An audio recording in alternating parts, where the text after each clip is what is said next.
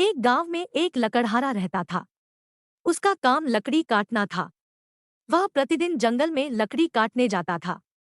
वह शहर जाता और उन लकड़ियों को बेच देता।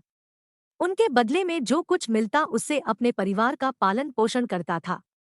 एक दिन वह नदी के किनारे एक पेड़ पर लकड़ी काट रहा था, तभी उसकी कुल्हाड़ी नदी में गिर गई। नदी में पानी इतना गहरा था कि वह कुल्हाड़ी बाहर नहीं निकाल पा रहा था। यही कुल्हाड़ी उसका एकमात्र सहारा थी। वह नई कुल्हाड़ी नहीं खरीद सका तो वह उदास हो गया और रोने लगा। लकड़हारे का रोना सुनकर जल देवता बाहर प्रकट हुए। उसने लकड़हारे से पूछा कि वह क्यों रो रहा है। लकड़हारे ने कहा कि उसकी कुल्हाड़ी पानी में गिर गई है। जल देवता ने उससे कहा कि घबराओ मत। यह कहकर वह पानी में चले गए। जब वह बाहर निकले तो उसके हाथ में सोने की कुल्हाड़ी थी। जल देवता ने लकड़हारे से पूछा कि क्या यह उसकी कुल्हाड़ी है।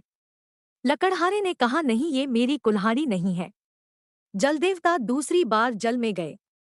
इस बार जब वह बाहर निकला तो उसके हाथ में चांदी की कुल्हाड़ी थी। उन्होंने लकड़हारे से फिर पूछा। लकड़हारे ने इस बार भी मना कर दिया। जब जलदेवता तीसरी बार बाहर आए तो उनके हाथ में एक लोहे की कुल्हाड़ी थी।